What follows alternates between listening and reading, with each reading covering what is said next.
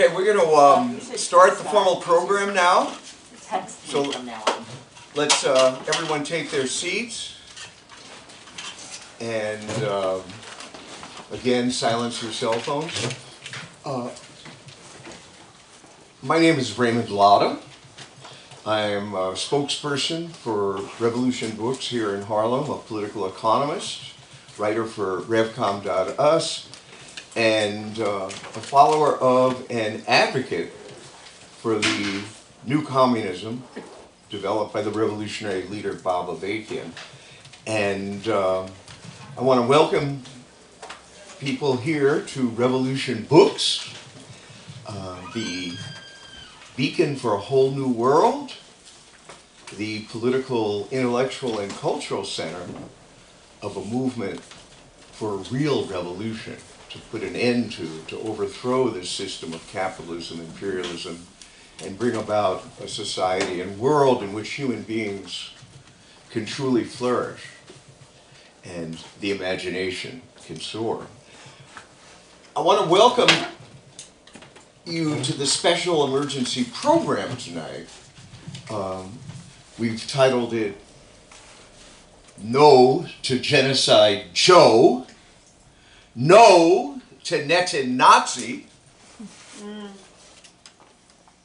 Stop the Repression, Censorship, and Blacklisting of Pro-Palestinian voices, people standing up for the people of Gaza and opposing the U.S. imperialist genocidal war on the people of Palestine. We need revolution from the imperialist USA to Palestine. The people of the world need real revolution. So we have this emergency program. It's happening against the backdrop of Israel's escalating onslaught against the people of Gaza, an onslaught that's taking place with the full military, financial, and diplomatic backing of Israel's master, U.S. imperialism. Close to 20,000 Palestinians have been killed, murdered. 8,000 children have died as a consequence of this onslaught. Schools, hospitals, residences, mosques, historic sites have been destroyed by Israel's relentless bombing campaign. Disease is rapidly spreading. An entire population is starving. But for courageously calling out this genocide for what it is, for exposing the hand of U.S. imperialism and standing up for the people of Gaza, students, intellectuals, artists, journalists, and lawyers and activists have been targeted by authority at the highest levels of society. Censored, pilloried, and physically threatened. And last week, the presidents of Harvard University, the University of Pennsylvania, and MIT, Massachusetts Institute of Technology, were hauled before a congressional kangaroo court by Republican fascists and liberal Democrats, and basically told, if you don't clamp down on student protest, if you don't swear fealty, allegiance to Israel, then your career is at risk. This is Nazi thought control. And it should be a lesson to all. The democracy that exists in the U.S. is a democracy that serves the ruling imperialists and their interests.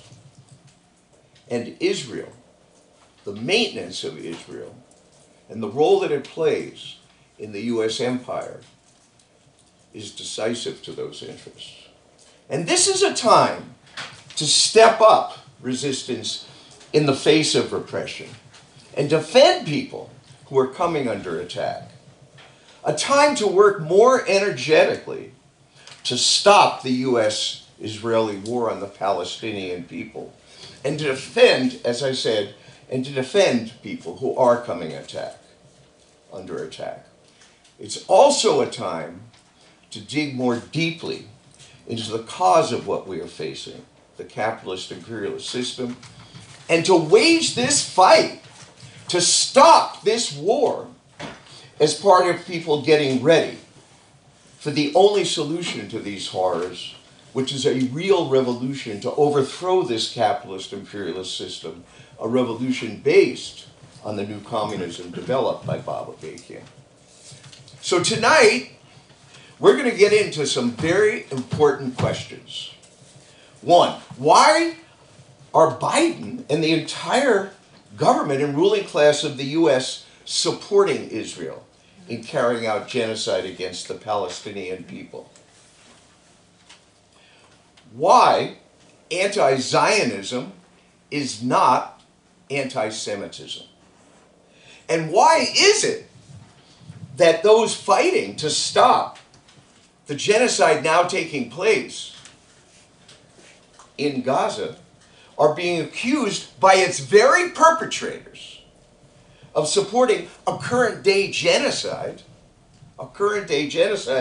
against the Jewish people that does not exist? This is not the 1930s and World War II with Jewish people being persecuted, rounded up, herded into concentration camps and exterminated. So again, why anti-Zionism is not anti-Semitism?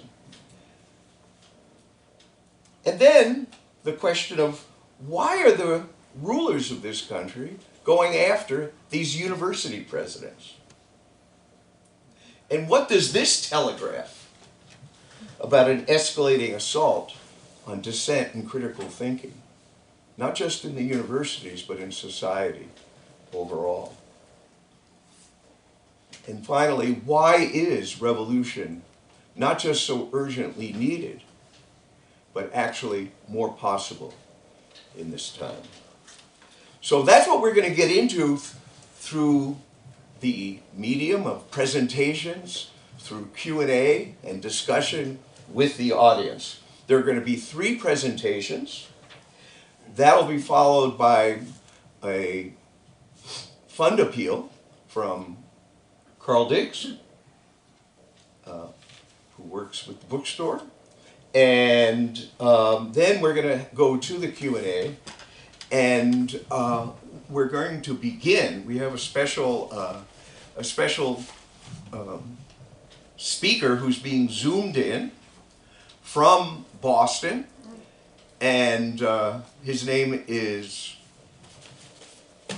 Scott Gilbert, and he is a member of Health Workers for Palestine in Boston, and he's going to talk about the humanitarian crisis that is taking place in Gaza. So let's hear from Scott, who is not only part of Health Workers for Palestine, but also has played a role in Boston in Refuse Fascism.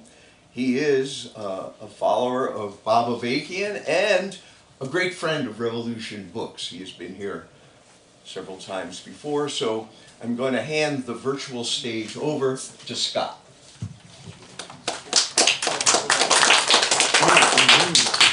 Yes. Great. Well, thank you, Raymond, for that introduction. Yes, I work for the Healthcare Workers for Palestine, a national organization. Healthcare Workers for Palestine have been doing different actions across the country with the main demand of a permanent ceasefire.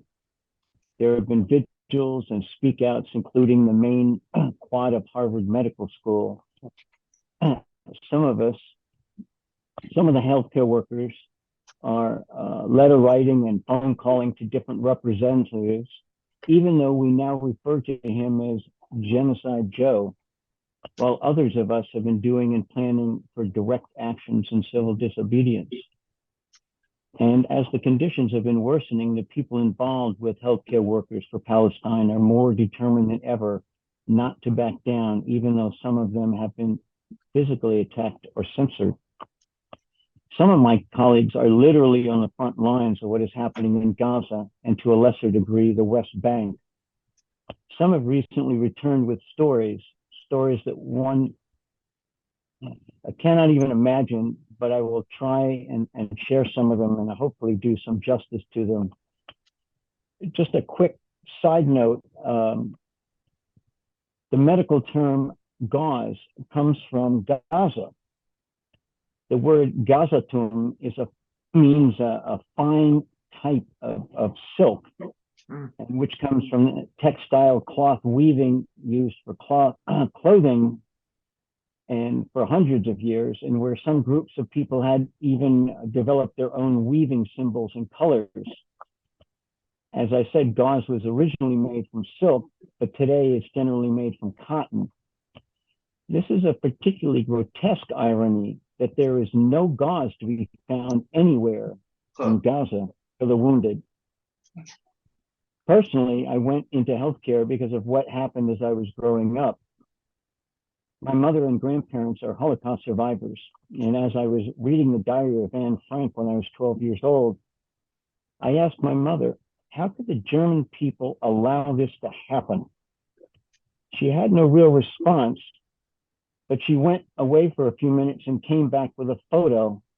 And that photo was of my mother and Anne and Margot Frank, who were childhood playmates.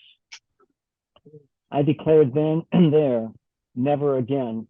And I have devoted my life to changing the world for the better and eventually getting into healthcare as well. So to get into it a little bit more, 4 days ago, Mustafa Baghetti, a Palestinian politician who heads the Union of Palestinian Medical Relief Committees with about 25 teams working in Gaza, said, quote, half of Gaza is now starving. He also said that about 350,000 people had infections, including about 115,000 with severe respiratory infections and lacked any kind of medical aid or warm clothes or blankets to protect them from the rain. 2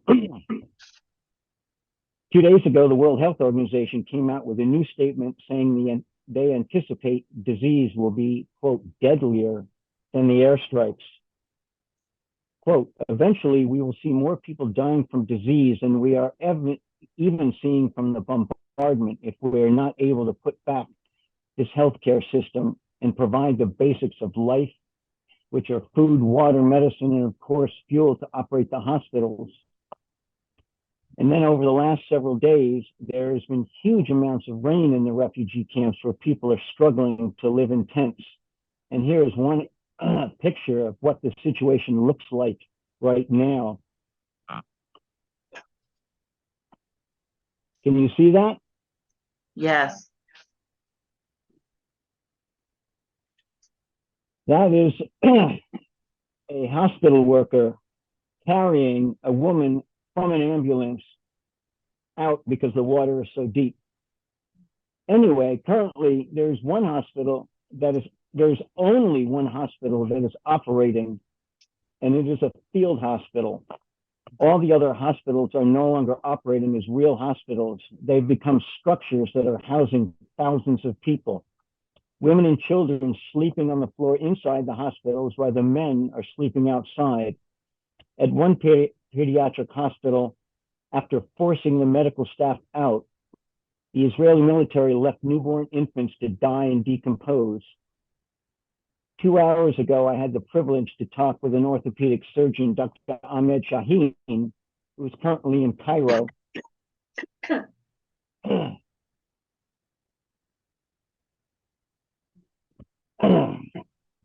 And can you still see me? Yes. Yeah. Okay.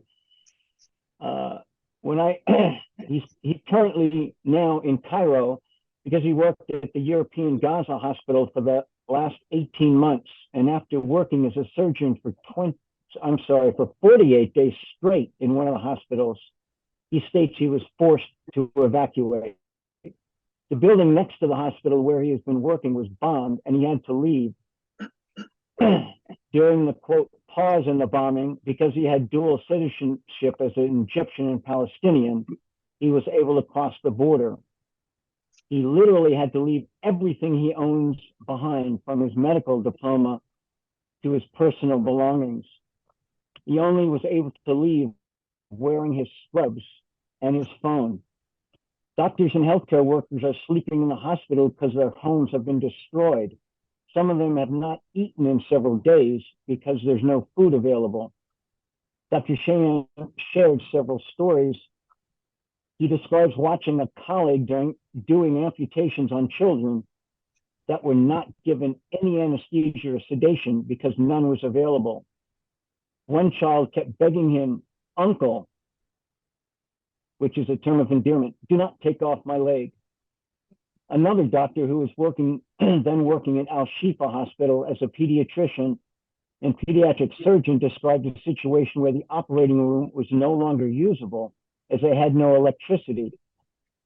A girl had come into the hospital with both of her legs already amputated and her right arm extremely mangled. They were forced to do an amputation of her right upper extremity while in a recovery room using rechargeable lights while the child was screaming throughout the surgery. He talked about an 8-year-old girl who was the only survivor of her family. He was called into the ER at 3 a.m. after the girl's house had been struck and her leg was crushed. As he was transporting the girl to the operating room, the girl kept saying to Dr. Sheehan, "Promise me you will fix my leg. Promise me you will fix my leg." And he told the girl he would fix her leg, but he knew that was not possible, and they had to amputate her leg above the knee. Since then, he dreams every night about this girl. He describes many patients who are in the ER with over 80% of their body covered with third-degree burns. One patient came in with his lower limbs, quote, still smoking. They were forced to put water on his limbs, but this did not stop the burning of the tissue. The patient was taken into the operating room, and because his legs were still smoking, they had to use firefighting equipment against the smoke while they did a debridement of his skin. Another time he came into the ER at 4 a.m, and the area was totally full of people when he saw a 15-year-old girl sitting. He gently went over and asked her to please lay down, and she responded, "I can't because my back hurts." Well, it turned out most of her back was gone, and she had 2 scapular fractures and bilateral lung contusions. And recently he talked to someone in Gaza who was telling him that at some of the hospitals that are under siege, the medical staff are forced out of the hospital naked, along with some patients who are able to walk. And the rest of the patients are left to die, literally in front of their eyes. Excuse me, I'm going to start crying, sorry. He finished by saying these are just a few of the stories, and that the conditions are completely medieval. An article in Tessalum that came out 7 days ago describes the conditions, and I will quote some from the article. Life in Gaza Strip right now is an unimaginable nightmare, and its residents' chances of survival are diminishing with every passing day. The humanitarian crisis is breaking records daily. 8 organizations have lost the capacity to deal with the fallout and struggle to find words to describe the disaster and the danger it presents. There are no hospitals capable of providing medical care for the thousands injured in Israel's incessant bombings all over the Gaza Strip. The Gaza Strip was in deep humanitarian crisis even before the war broke out. Before the war, 80% of its residents relied on aid organizations for their sustenance. 1.8 million residents of the Gaza Strip, about 80% of the population, have been internally displaced, and about 1.1 million of them are registered in UN facilities, mostly in the south, in conditions that in shelters are just unbearable. Hundreds of people sheltering in these facilities are forced to share a single bathroom. Water, food, blankets, and mattresses are scarce. And the situation has markedly deteriorated since the fighting resumed after the ceasefire, as the military packs more and more of the Gaza's residents into an increasingly smaller area with basic living conditions essentially non-existent. During the ceasefire, Israel only allowed 4 tanker trucks of fuel to enter each day, with a total of 28 trucks of fuel for over 2 million people. And the fuel shortage is paralyzing the infrastructure in the strip.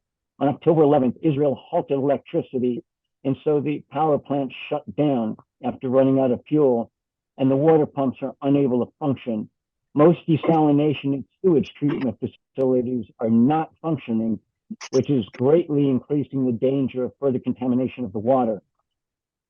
Most of the Gaza's water originates in the coastal aquifer, but almost all the water pumped from the coastal aquifer is now contaminated due to seawater and sewage. And lastly, people in the northern part of Gaza are experiencing extreme food shortage and hunger among residents. Bakeries are not operating. Fishermen are unable to work as Israel has forbidden them from accessing the sea. Gaza's healthcare system was on the brink of collapse even before the war and was only able to partially function. The war has sent the healthcare system into full collapse. There's a huge shortage of medical professionals, and medical teams are on the verge of collapse themselves. Along with this, doctors and healthcare workers are being shot at while they're in the hospital by Israeli soldiers who are outside. All in all, this is a huge medical and humanitarian crisis affecting 2 million of our sisters and brothers. We must do all we can to stop this genocide and ethnic cleansing.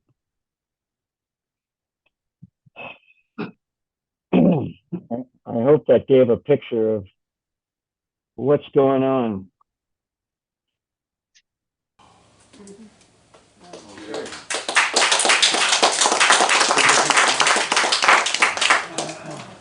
I want to thank Scott Gilbert for that.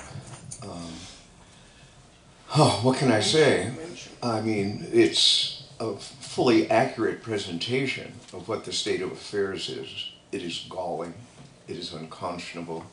This is genocide. And one of the points that Scott has been making is that, you know, all of this health crisis, you know, that's unfolding, this is not just the byproduct of the military operations of the IDF, the Israeli Defense Forces, the aggressive, offensive, genocidal forces. This health crisis is not just the byproduct. This is conscious, deliberate policy on the part of the Zionist state to create this kind of humanitarian crisis. This is genocide. We're going to play a message, an audio message that was sent to this emergency forum by Gayatri Spivak. That's her on the screen. Gayatri is an internationally renowned Indian scholar. She's a literary theorist and feminist critic who teaches at Columbia University. She was not able to make it tonight. She's in Florida. But she sent this audio in solidarity with tonight's emergency forum.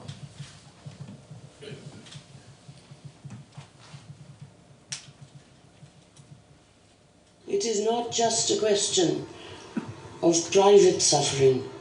Imagine with your heart a people displaced from their millennial home for no reason at all, and then subjected to oppression, repression, domination, exploitation, torture, and now genocide, collectively, and misquote June Jordan, as I do. I was born an Indian woman, and now am Palestinian.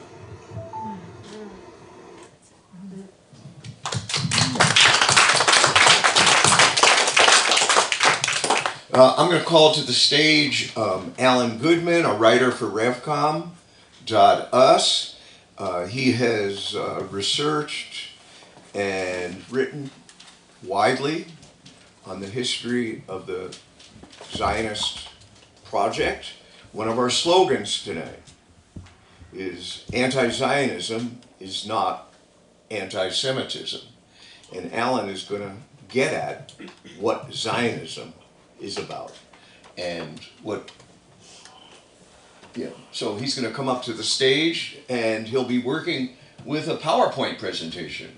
So let's welcome Alan.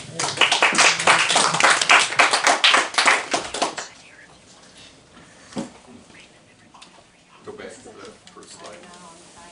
Okay.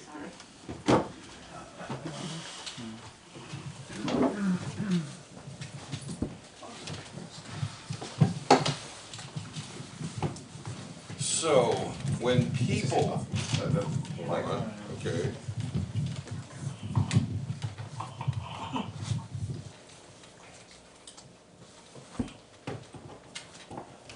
Well, you hear me? Yeah. After hearing what Scott just shared with us, which is a brutally true picture of what the U.S. government is sponsoring with Israel's genocidal aggression against the Palestinian people, it's a struggle to pull myself together and speak, but there's things we have to get into. When people speak out against these horrible crimes by Israel, backed 100% by the U.S., we are accused of anti-Semitism. Now, on the surface, that's obviously ridiculous. What's going on is genocidal slaughter by Israel, a Zionist state, against the Palestinian people in Gaza, and as Scott mentioned, increasingly in the West Bank as well. So it's necessary to dig a little deeply into what is behind Zionism, what is its relationship to anti-Semitism, and why is what we are seeing now, and what Scott just painted such a vivid picture of, a logical extension of, a logical product of the very nature of Zionism. In their own words, the founders of Zionism,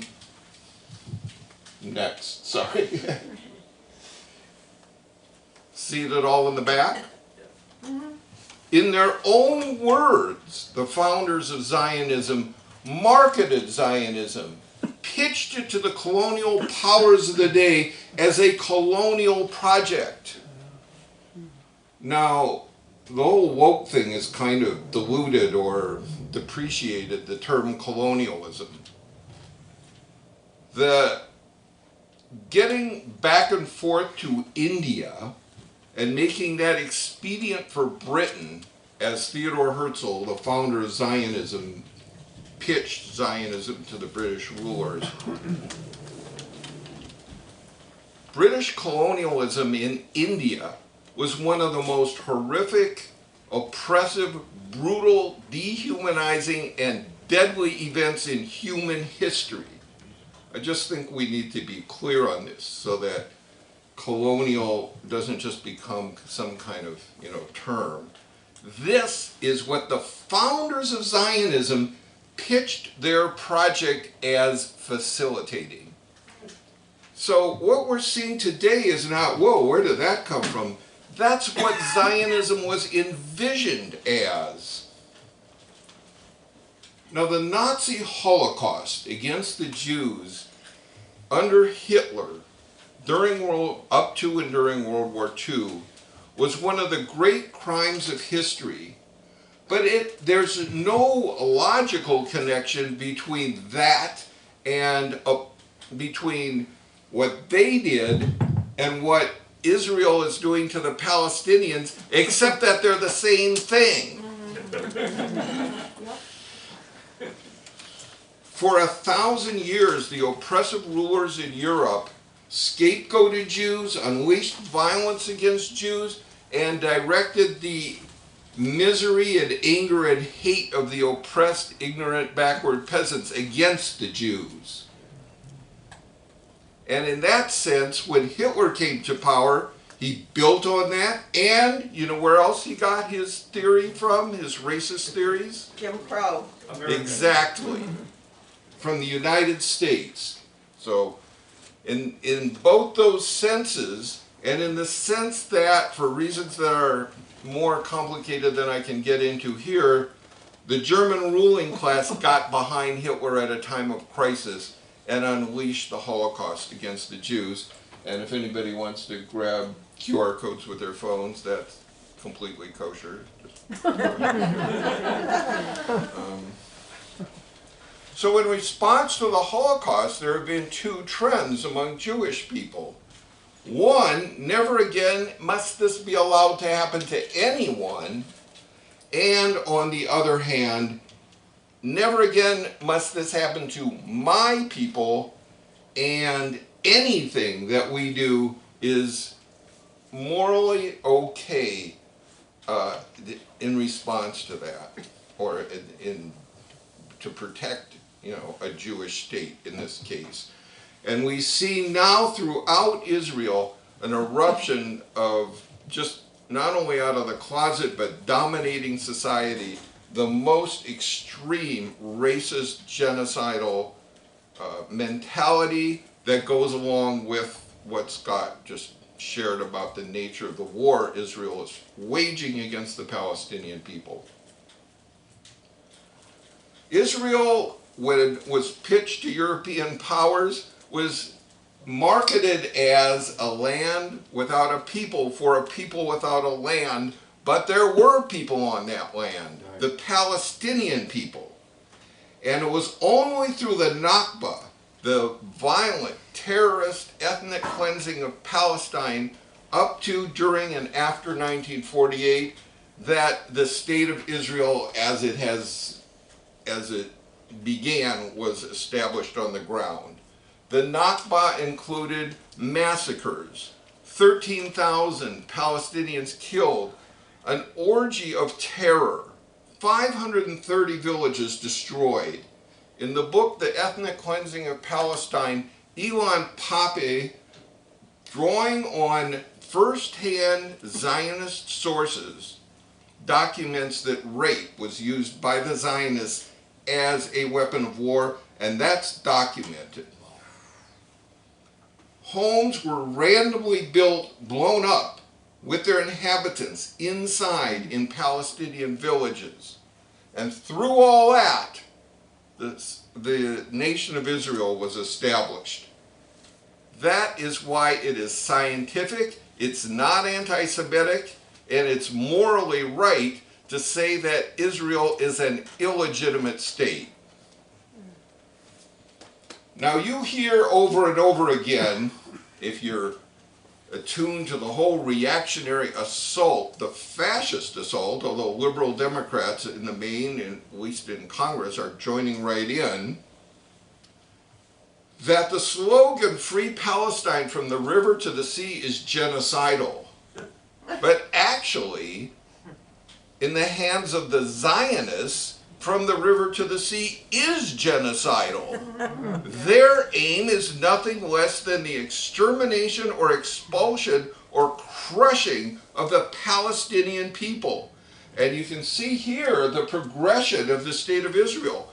In 1947, after at least 2 decades of fairly high-level immigration from Europe into Palestine, including as Holocaust survivors going to Israel, you can see the green area in the first map represents Palestinian communities, 1947.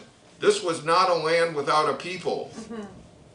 And the small white areas were Jewish settlements, again, after significant immigration from Europe.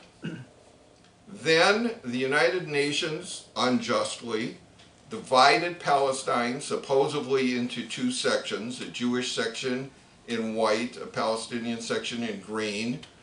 But even that unjust plan has never been respected, and Israel, through war, has seized and occupied much of the territory that was supposed to be assigned to Palestine, or some kind of Palestinian state. And you can see in the last map how that area has been chopped up into, if anybody here is familiar with the whole history of apartheid South Africa, the indigenous African people were locked down in what were called Bantustans, which were essentially very large concentration camps. And that's pretty much the conditions of Palestinians in the West Bank, the chopped up area divided by Israeli settlements and walls. And of course, we know what's going on in Gaza now. Now, I think Raymond is going to get more into why the United States has adopted Israel from the British in the 1960s and finds it such an invaluable ally. So he's going to get into that, but I just thought it would be helpful to have a map up here to see how central Israel is to both all the major oil-producing states in the Middle East and also the strategic waterway through the Red Sea and the Suez Canal. And over the years, Israel has been a hitman for U.S. imperialism, its interests in the Gulf, helping maintain U.S. domination of the Gulf, and a hitman for the U.S. empire around the world. And if you think back to the origins statement of Zionism, none of this is incompatible with Zionism. All of this is a logical outcome of Zionism. And we have a map up at revcom.us. If you zap the QR code or go to our special section on our homepage of resources on Israel, you can get to it.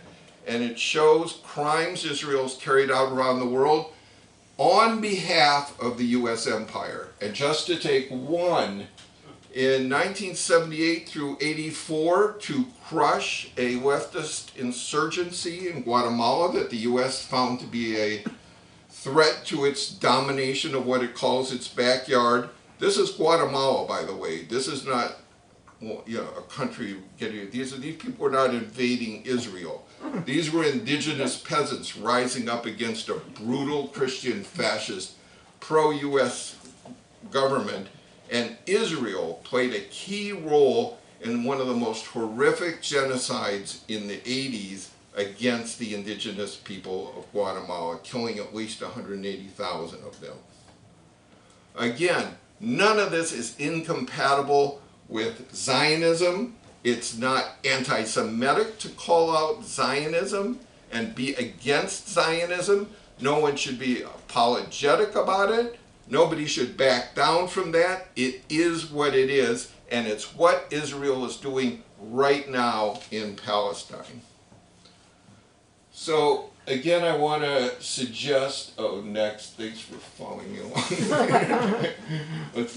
I want to suggest that people avail themselves of the resources at revcom.us. And finally, I want to introduce, so you can start queuing up the video while I introduce it. I want to introduce a short clip of Bob Avakian. Raymond introduced him to you. He's the revolutionary leader. He's the architect of a whole other and much better way the world can be, the new communism. You can learn more about him at this store. And this film clip is from the Q&A section of a film of a talk by Bob Avakian called, very much on time, although the talk was given before this current slaughter in Gaza, but it's very insightful. And it's called, the talk was called, this is very timely, Why We Need an Actual Revolution and How We Can Really Make Revolution. So this is from a question someone asked after that talk. The question was for Bob Avakian, what's behind the collapse of what once was a world communist movement, and what's behind the rise of fascism around the world? And in response to what's behind the rise of fascism, Bob Avakian, or BA as we call him, speaks to the existential crisis facing Israel, and it shines a light on what's driving Israel to carry out the genocide it is right now. So I'm going to get out of the way, and then we're ready to roll.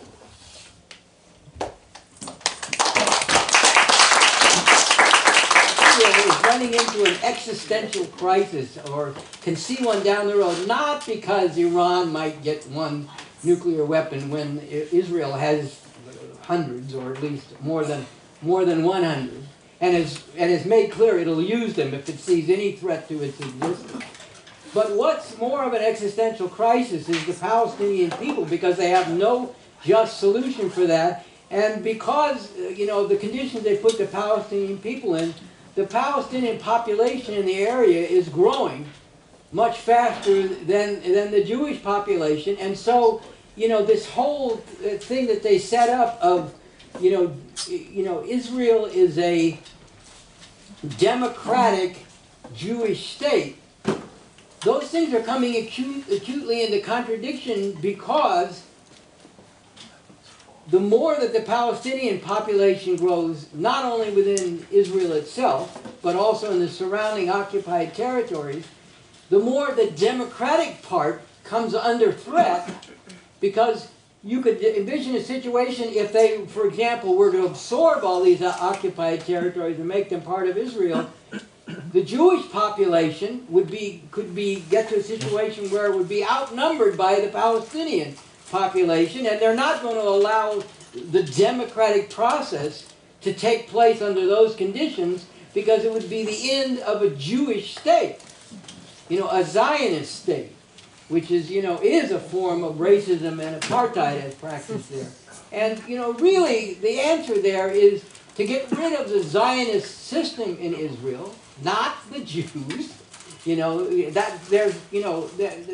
There is no question that what has happened to Jewish people throughout history, culminating in a definite phase in the Holocaust, where yes, millions and millions and millions were slaughtered in the most horrific way, and in an almost industrial way. There is no question that that is one of the greatest crimes in the history of humanity. But as I said a couple of years ago in a dialogue I did with Cornel West, there are two responses to that among the Jewish people and more generally. One is never again, meaning never again can this happen not only to us but to any people anywhere. And the other one is, because of that whole history, anything we do to anybody else is justified, including our horrific treatment of the Palestinians. And it's the former that needs to win out over the latter, but it's the latter that anything is justified that's dominant now and completely in Israel. And there is neither a justification nor ultimately a viability to having a Zionist state there. What you need to have is a state that's a secular state, that's a non-religious state, and a state that doesn't favor one people over another. I mean, there used to be a joke. I don't know the degree to which it's still applicable, because there's been a real growth of religious fundamentalism in Israel in recent decades. But there used to be this joke, which had real meaning, that most people in Israel, most Jews in Israel, don't believe in God, but they do know that He promised him the state of Israel. And that used to be a contradiction. Now there's a lot more religious fundamentalism among the Jewish population in Israel. But the answer is to get rid of a religious state, a state based on favoring one people. That can't happen under the present, with the present forces that exist. It would be a disaster and a debacle. What you need is the emergence of revolutionary forces basing themselves on emancipating people from all forms of oppression and eliminating all forms of inequality among peoples, and creating a state there that would be for the benefit of the great majority of people, both Jewish and Palestinian. And right now it seems like a pipe dream, but it's the only just and viable resolution of the acute contradictions there. All right.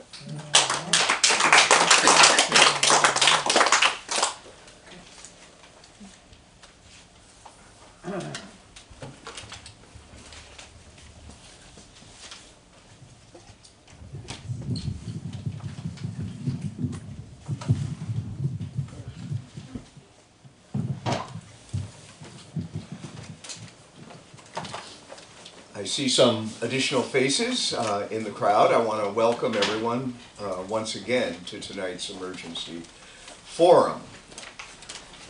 No to Genocide Joe, no to Netan-Nazi.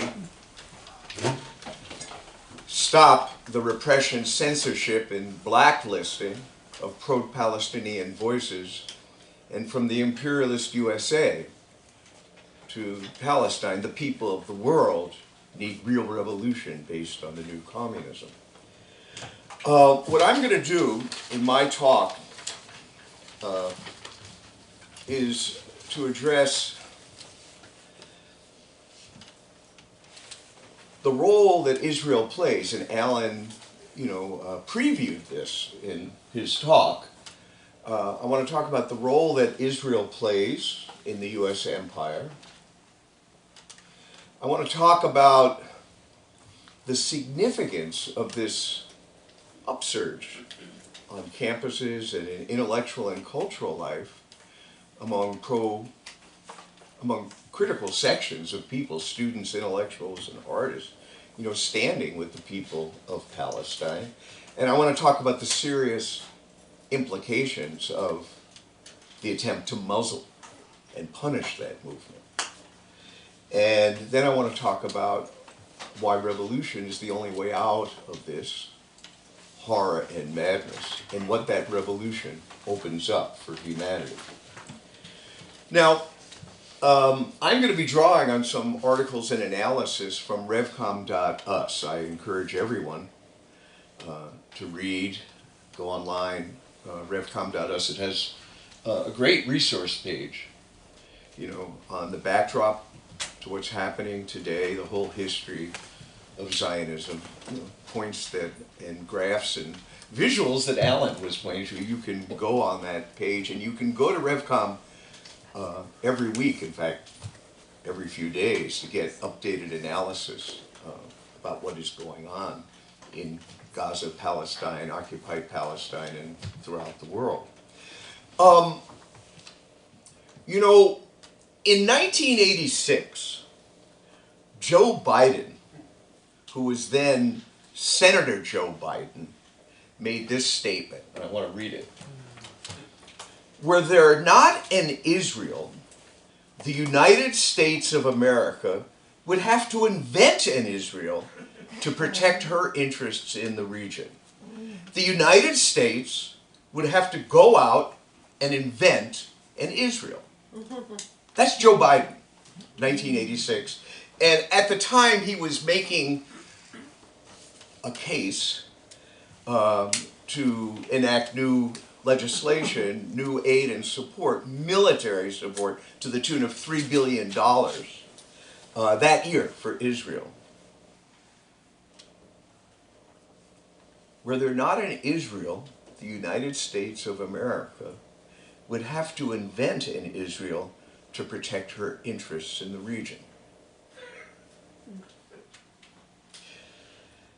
So to understand that, we want to look at what those U.S. interests, I'm quoting, the U.S. interests in the region were and are, that Biden was speaking of, and now brutally reaffirming and reinforcing with even greater amounts of military, financial, and diplomatic assistance. So to understand this, we have to understand some very basic things about America, the United States of America. The economic foundation of this country is capitalism, imperialism. And Bob Avakian has said, and I'm going to read from this very compact explanation of capitalism imperialism. Imperialism means huge monopolies and financial institutions controlling the economies and the political systems and the lives of people, not just in one country, but all over the world. Imperialism means parasitic exploiters who oppress hundreds of millions of people and condemn them to untold misery. Parasitic financiers who can cause millions to starve just by pressing a computer key and thereby shifting vast amounts of wealth from one place to another. Imperialism means war. War to put down the resistance and rebellion of the oppressed, and war between rival imperialist states. It means the leaders of these states can condemn humanity to unbelievable devastation, perhaps even total annihilation, with the push of a button. This is from Basics by Bob Avakian. So what does this have to do with the interests that Biden was talking about? Well, let's, as Alan touched upon, let's start with oil. Israel sits in the Middle East, the region which produced 1/3 of the world's oil in 2022. Oil is foundational to the profitable functioning of the modern world imperialist economy, and control over oil gives an imperialist power leverage to dictate terms to rivals. Oil is also strategically critical to modern imperialist military machines. The United States is the single largest, the U.S. military rather, is the single largest institutional consumer of oil in the world. But it's not solely a question of controlling oil for economic or military reasons. It's even more a matter, again, of maintaining control over a strategic resource that's crucial to the world economy, and denying that control, that hegemonic control, to other rival powers. And then there are imperialist geopolitical and geoeconomic considerations. The Middle East, and I'm glad Alan put the map, on the screen. The Middle East sits at the crossroads of the world where Africa, Asia, and Europe meet. And through that crossroads passes, yes, most of the world's oil. Even as it is today, even as that region today is challenged by rival imperialists, rivals of U.S. imperialism, like China, the U.S. right now maintains the upper hand over what is still the world's most strategic resource and the routes through which this resource is traded. The Middle East also contains 450 million people. People who in the main have been kept in poverty while their lands have been plundered by imperialism, and who have been tightly controlled by extremely repressive powers propped up by the U.S. Saudi Arabia is an example. Now, it's hard for the U.S. to exercise control over 450 million people, especially when America sits half a world away. People resist their oppression. They seek to understand it. They form movements to fight and change it. Some progressive, some nationalist, and some outright reactionary, like the Islamic fundamentalist jihadists. But almost all of these pose problems for U.S. imperialism, which they deal with by outright suppression or manipulation. So to deal with this, America has 30 military bases and 54,000 troops in this region. And that's not all.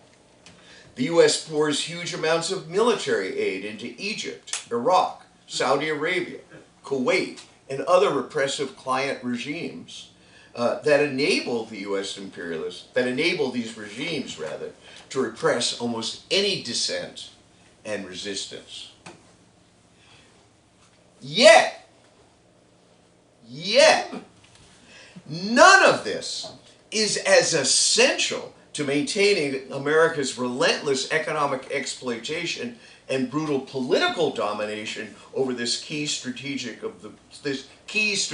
region as is the state of Israel. Israel has a massive military machine, including a substantial nuclear arsenal. Year in, year out, the U.S. gives by far the most military aid in its budget to Israel, and it focuses on the most qualitatively sophisticated weaponry as well. And Israel has served the U.S. both as a reliable and militarily powerful ally against any other power aspiring to empire, and as a force of repression of movements within countries in the Middle East that for whatever reason run counter to U.S. domination. And also, as Alan pointed out, again, useful visual he put on the screen, Israel has trained police and intelligence forces for U.S. counterinsurgency operations in the 60s, 70s, and 80s in Central America, Argentina, other parts of the Western Hemisphere. Yes, far a half a world away from the so-called embattled state of Israel. Israel also bolstered the apartheid regime in South Africa, and he even worked with the South African regime in some of its trial projects to develop what? Nuclear weapons. And for the last decade, the U.S. has used Israel to confront and weaken Iran, a major regional power in the Middle East that poses, even as it is a reactionary theocratic regime, it poses problems for the U.S., its ability to dictate terms in the region. So what I'm describing here helps us understand why Israel is so essential to U.S. imperialist interests. For the U.S.'s ability to maintain domination and control in the Middle East. And it also sheds light on Biden's statement. Were there not an Israel, the United States would have to invent an Israel to protect her interests in the region. And Biden's statement about the indispensability of Israel to the U.S. empire, well, this brings me to the second part of my presentation. It helps us understand why the hammer is coming down so fucking hard on anti-Zionist protest and dissent, especially on the campuses. You see, Israel is what might be called a third rail of American politics and discourse. Its existence and place in the American empire is something that cannot be called into question. I mean, people call it into question, but you suffer the consequences of that, right? And people have been propagandized. They have been indoctrinated with the notion of this besieged democracy in the Middle East. So it is a kind of third rail in American politics, and you have to tread carefully if you are a student, an intellectual, anyone in society, if you were to criticize and beyond that, call into very question the existence and logic of this racist, exclusionary apartheid state. I mean, it is interesting. I know I was in a discussion with someone. You know, it's interesting that when the anti-apartheid struggle, you know, was cresting, you know, people called, you know, righteously for the destruction of the South African apartheid state, right? And, you know, college campuses were not told, you know, students were not told, well, then you're calling for fucking genocide against non-black South African people. I mean, there was a, you know, America had propped up South Africa, but, you know, there was in the discourse, people were fighting around the question of get rid of that fucking apartheid state and put something just and emancipating in its place. I'm not here to talk about what the outcome of that struggle was. But you can't go up against this apartheid settler colonial state in Israel without being told, as Alan, you know, so persuasively and graphically pointed out, that you're an anti-Semite and you're countenancing genocide. So think about that. It gets back to, we would have to invent the state of Israel. Did it not exist?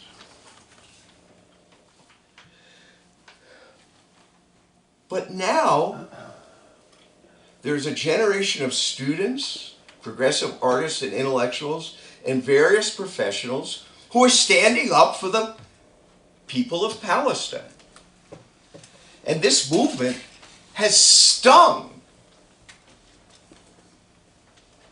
both major sections of the U.S. ruling class, the Republican fascists and the so-called liberal Democrats, who, while they're at each other's throats over issues of governing society, I'm going to say a little more about that later, and how to dominate the world, but the U.S. ruling class, the two vying, contending sections of this ruling class are very much on the same page in terms of Israel, because it is that watchdog and attack dog for U.S. imperialist interests, especially in the Middle East, but globally as well.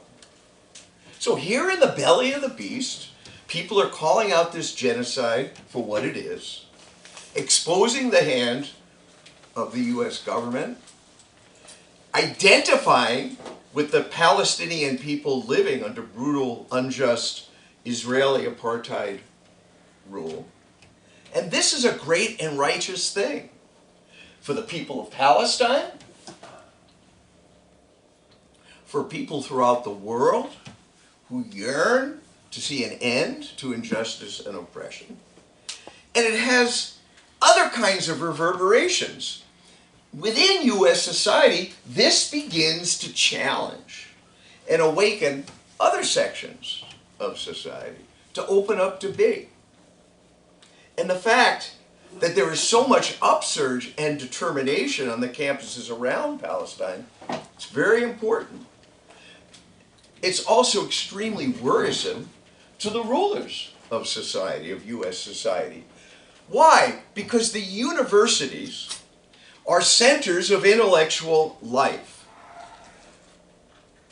On the one hand, they're dominated and serve the needs of this empire. We could have a whole other discussion about how that plays out in terms of curriculum training, the whole stratification of the university system, and these elite schools, which provide a lot of the brain power for empire, research for empire. But at the same time, and on the other hand, these universities are among the few institutions in society where debate, dissent, and critical thinking have initiative, have some initiative. And you know what? These universities have been largely dormant over the past period. But now we have, you know, this upsurge and this questioning, and this incredible determination. You know, and historically, universities and the students and sections of the intellectuals, these, you know, have been incubators of radical thought and movement. So we're seeing a section of students and faculty stepping forward. This is happening at a time of acute crisis in U.S. society, especially with sharpening divisions within the U.S. ruling class. It's at a time when U.S. imperialism is facing major global challenges from imperialist Russia and China. And the system is responding viciously. There's more police on campuses. Careers of pro-Palestinian students have been threatened. People know about, right, these attempts by wealthy donors to the elite Ivy League schools to withhold their grants, bequests, endowments, unless students are marked for no hire who are engaged in these protests.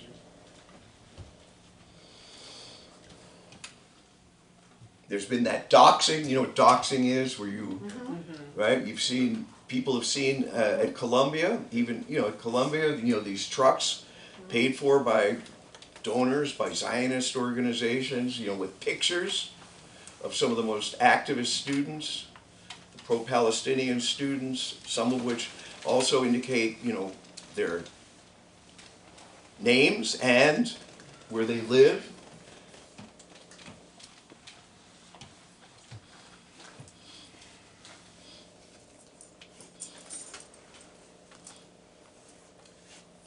People rising up in protest are, as Alan pointed out, routinely branded as anti-Semites. Two of the leading student organizations at Columbia were banned, you know, earlier in the fall semester. And elsewhere, pro-Palestinian organizations are facing greater limitations. And this is also playing out in the realm of the arts. People know of literary conferences that have been canceled throughout the world, in Germany, protests that have been banned, parts of Western Europe. Here in the United States, you know, there was the sort of infamous, I was going to say famous, there was the infamous episode where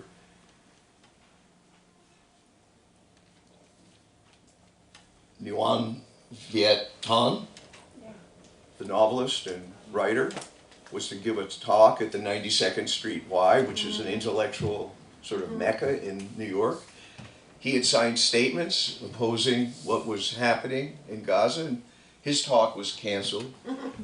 An editor of Art Forum, who lent his name to a statement, an exposure of what's happening in Gaza, has come under assault. This is happening widely. But this took a leap in the last 10 days with these congressional hearings. Right? I mean, this is really a euphemism for a kangaroo court, a court of the Star Chambers, they said during the Inquisition, right? And this was interestingly chaired by, or the most prominent sort of figure in this was Elise Stefanik, right? Oh, God. Who said, oh, God? I'm glad. I needed some sound effects. You know, this motherfucker, you know, is a mega fascist. Yeah. You know, she endorsed the January 6th coup. Mm-hmm. And all of a sudden, she's an expert and authority on, you know, this upsurge on the campuses, right? And all of a sudden, you know, she has this acute faculty for understanding, you know, what the dynamics of the conflict in occupied Palestine and Israel are, and what's happening on these campuses. She accused 3 college presidents of allowing pro-Palestinian political speech that advocates genocide against Jewish people.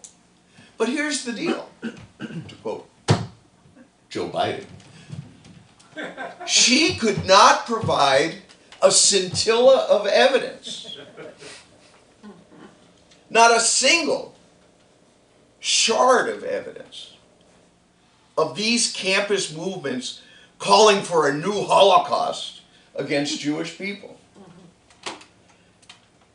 But if you say, and Alan pointed this out well with the visual as well, if you say from the river to the sea, Palestine must be free, that is tantamount to, you are now accused of genocidal speech and intentions. The whole purpose of these hearings was to demonize and persecute protest. To read the Riot Act to these college presidents, you yourself as an intellectual, you yourself must be silent when it comes to condemning Gaza. I mean, the genocide in Gaza. And you must impose silence on others who are opposing this real and escalating genocide in Gaza. And there again, there is a lesson here about the nature and the facade of democracy under capitalism imperialism. When people speak and act on such truths that the U.S. is sponsoring a genocidal war against the Palestinian people, the hammer of intimidation, censorship, and physical threat comes down. This is the dictatorship of the imperialists, the dictatorship that they exercise over millions of oppressed people at home and around the world. And this repression that's now taking place is a bellwether of further clampdown unless we resist. So to those involved in these protests, this is not a time to back down.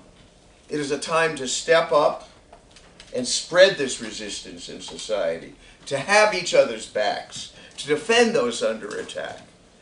And it's also a time for people engaged in these protests and this upsurge to dig more deeply into the root causes of what is happening and the revolutionary way out of this horror and madness.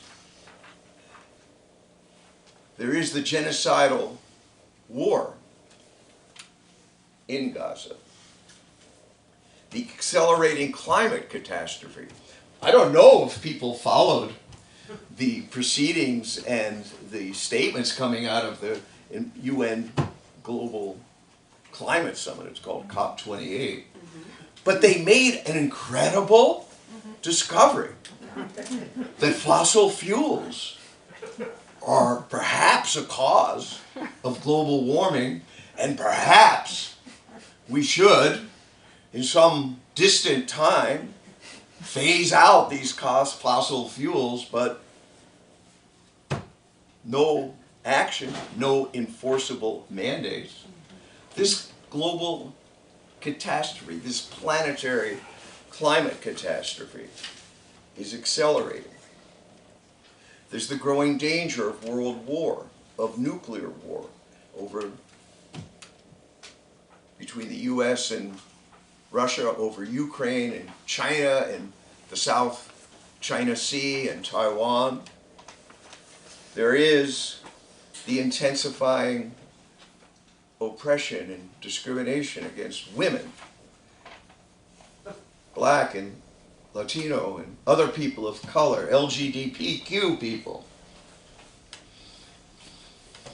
And as the revolutionary leader, Bob Avakian, the architect of a radically new framework of human emancipation, the new communism, has put it, we, the people of the world, can no longer afford to allow these imperialists to dominate the world and determine the destiny of humanity. They need to be overthrown as quickly as possible. And it is a scientific fact that we don't have to live this way. This means making revolution. And this revolution is not just more urgent for all the reasons that I was putting before people, and then we could go on and talk far more about that. Not to mention, I didn't mention the migrant situation in New York City. Over 100,000 people forced from their homes, their homelands, by the workings of imperialism, the poverty, the climate crisis, the wars the US sponsors. This revolution is not just more necessary, but more possible. The fierce conflicts between the MAGA fascists and the mainstream war criminal Democrats, conflicts such as this at the top of society, within the ruling class, have not been this sharp since the Civil War. With attempted coups and threats of more open dictatorship, these times are getting more dangerous. But what is happening is also opening up greater possibilities to break the hold of this system over people, for the forces of revolution to grow quickly and to get into position to go for the whole thing, to make a revolution with a real chance to win. Bob Avakian has developed a roadmap to build up the forces to make this revolution, the strategy to go up against and defeat these imperialists, and to go on to build a society and world worthy of our humanity. To create a far better and radically different society. And the vision and blueprint for this is contained in the Constitution for the new Socialist Republic of North America, which you can get here at Revolution Books and which we discuss here at the bookstore. Think about what it would mean to lift the burden of US imperialism off the backs of world humanity. Day one, the military bases of this empire of exploitation dismantled. Day one, the lifelines to Israel cut. There is no Israel without the propping up by US imperialism. Day one, we can begin to decisively address this environmental crisis, this environmental emergency. The revolution creates a new economy, a socialist economy serving human need. It is a society that enables people to go to work, to uproot racism, patriarchy, and the oppression of LGBTQ people. And this Constitution for the new Socialist Republic of North America, and this is very important in light of what I've been talking about, the clampdown on the universities, and the role in a just society of universities, and the role that education can play in empowering people to understand and change the world, to get a scientific understanding of that. Well, this Constitution not only protects dissent, but it values and promotes dissent and intellectual and cultural ferment on a scale unseen before in human history. This is the governing document of the new society that we brought into being by making this revolution. So here I end with the concluding sentence from the statement issued by the RevComs last Monday. To all who have stood up for the people of Gaza against the US-supported Israeli genocidal war. In the name of humanity, we need to win the fight to stop this horrific war on the Palestinian people, and to wage that fight as part of getting people ready to make revolution, now more urgent, but also more possible than ever. Thank you very much.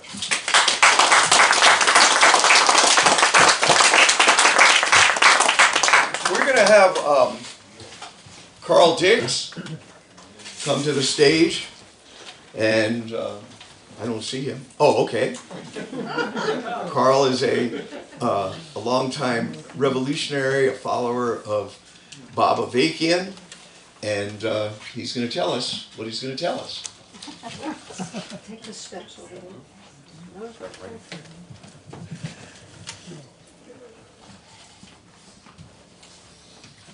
Okay. I guess I'm supposed to put this up, right? All right. You have heard these presentations. Scott Gilbert drawing on the actual situation in Gaza and the horrors being perpetrated on people there, the genocide, and how it's coming down. Alan stepping back into the historical development of the Zionist project, how it came into being to serve the interests of colonialism and imperialism. Ray digging into what's driving that, the US's role in it, and where it comes from, but also what must be done in opposition to it, greater resistance, and a real revolution to end that horror and other horrors that are coming down on people. This is a taste of what happens here at Revolution Books. And we're going to have more because they put a lot on the table and we're going to open it up and get into it. This is an important part of what happens here at Revolution Books. And things like this are going to continue to happen at Revolution Books. In fact, Saturday from 3 to 7, Revolution Books is having a fundraising holiday open house. Authors are going to come in and read. There's going to be poetry. There's going to be music and food. And there needs to be you all and many more people here for that. That's Saturday from 3 to 7. Then on Sunday from 3 p.m., 3 to 5 p.m., there is going to be a continuation of a discussion series we've been doing here at Revolution Books, discussing this pamphlet that's up on the website revcom.us, and there are stacks of it available here. Revolution, building up the basis to go for the whole thing with a real chance to win. Strategic orientation and practical approach. And, just based on some of what we've been talking about here, this kind of fits in.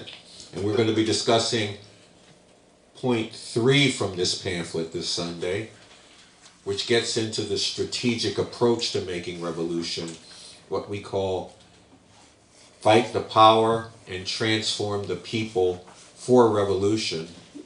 And everybody's invited to come and join us.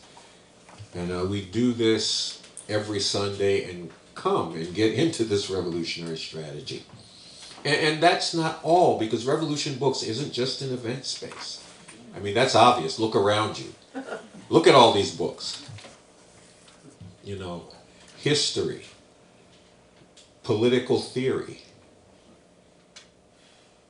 novels, books about the world, but also books for a new world.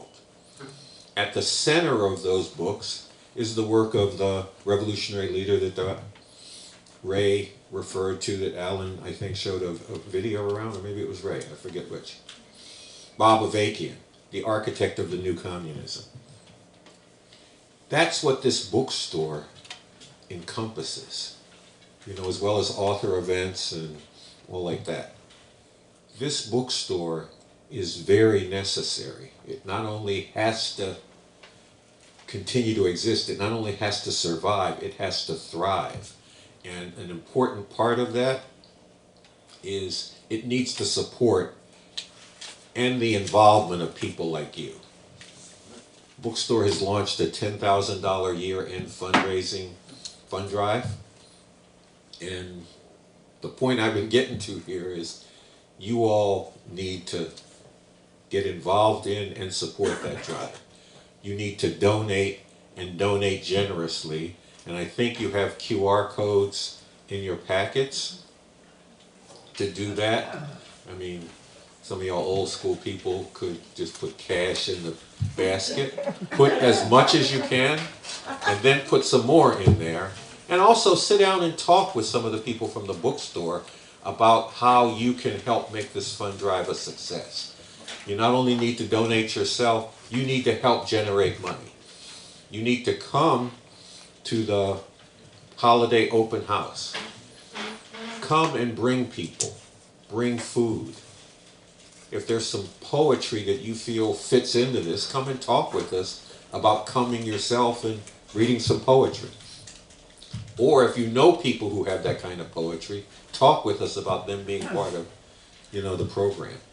Get involved in this bookstore, support this bookstore, because what Raymond had to say about revolution being not only more necessary than ever, but also becoming more possible, puts a challenge before us for Revolution Books to expand the role that it plays as a political, intellectual, and cultural center for a movement for a real revolution.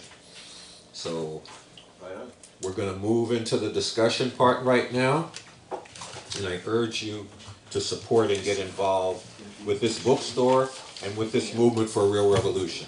Thank you.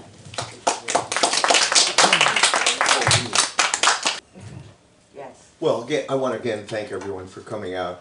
We had, three, I was part of it, but I think I can, with all humility, say we had three rich presentations. This is a kind of a difficult moment, I think. Something so horrific is taking place, and you can't help if you don't have, you can't help if you have any heart and conscience in you, any conviction, just to be so upset and disturbed by this. But at the same time, we have to understand, why this is happening, where the interests of humanity lie, and what we have to be doing about this. So, there's kind of a challenge for all of us. So what we're going to do now is really, we want to hear from you, both comments, questions, and we'll just open it up. Concerns, disagreements, and also sharing some experience. What's been happening, if there are people on the campuses, people in the arts, what have you. Let's share that experience, right? So let's see. Hands. Scott is not able. I just have to let people know, right? Scott is listening. That, from Health Workers for Palestine. He's listening, but because of the technical setup, he can't, sort of parry back and forth in real time with all of us. So, but he's listening. So let's see your hands, and we'll go forward.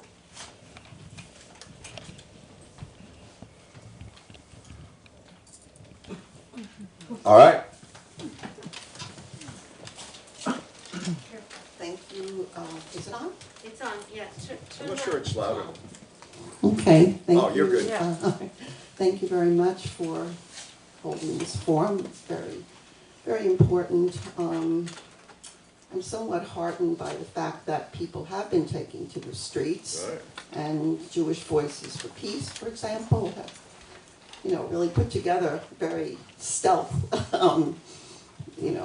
actions. So I don't know how that is being taken by the powers that be. But what I actually wanted someone up there to comment on was to talk about Israel's actually propping up Hamas over the last decade, and the fact that Qatar has been, with Israel's, I guess you could say, blessing, pouring millions of dollars into to Hamas on a weekly basis way over a decade. Okay, well, let's see. So, just to flesh out a little bit of Maybe closer to your mouth. flesh out a little bit background. The reactionary emirate of Qatar actually has been propping up Hamas at $4 billion a year, I think, or maybe it's $4 billion total. But it has pretty much been funding the existence of Hamas, and there's no way that could have happened, and it didn't happen without that connection being orchestrated by Israel. And going back to the very beginning of Hamas, its origins, by the way, there's an article at Rev.Com.us called What is Hamas? Go to the resource page. Yeah, you'll find it at the resource page, or you can just, I think if you Google what is Hamas. But going back to the origins of Hamas, I don't want to get too complicated, but after Israel withdrew from the Gaza Strip, which it occupied in war, Israel orchestrated an election that Hamas won. And they did that by propping up Hamas before the election. They saw Hamas as a favorable alternative to secular forces. And without getting into the history and problems with the secular forces, which today are the Palestine Authority, the rulers of Israel saw Hamas as less threatening and a better nemesis in the battle for world public opinion. In other words, look, let's face it, Hamas actually does have genocidal aspirations against the Jews. They're not in any position to pull them off. They can only dream of doing what Israel is doing to the Palestinians, but that is their program. And so, you know, I think in one of the arguments that was made in internal discussions within the Israeli ruling class, the argument was made that if Hamas is seen by the world as representative of the Palestinians, then the United States will not have to veto as many UN resolutions criticizing Israel, because we can just say, well, are you lining up with Hamas then? So this has been Israel's strategy. And it's taking place in a global context of what Baba-Vakian identified many years ago with a lot of foresight and insight, a global clash between Islamic fundamentalist jihad and Western imperialism, where while both sides clash with each other, that clash actually reinforces each other. And we can see the tragic, painful expression of that in the fact that Hamas has emerged as the face of the Palestinians' quote-unquote resistance, when in fact their agenda is not about liberating anybody. They don't even recognize the struggle to liberate Palestine as a national struggle, but only part of a worldwide Islamic jihad to kill the Jews. Fortunately, I'm not exaggerating. So this is a situation that kind of has worked for both sides, and it's a terrible, deadly dance that humanity needs to break out of.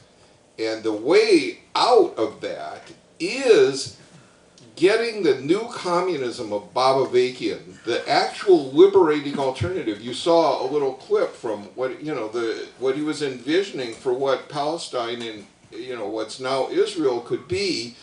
And Raymond was talking about what an amazing, what a fantastic, indescribably world-changing event a revolution based on that new communism would be in this country, which on top of cutting the lifeline to Israel would pose a different model for humanity of what the world could be. Something better to fight for than Western imperialism or Islamic jihad. And the work that we're doing here to get revolution on the map is being done from an internationalist perspective. This is a whole new world that we want to bring into being. So I'm glad you brought this up. It's a terrible dynamic going on right now, and a lot of urgency to break humanity out of that cycle. I just want to, and we'll go. What's going on? Oh, it's my book. I think Alan's, you know, the backdrop that he gave is very helpful.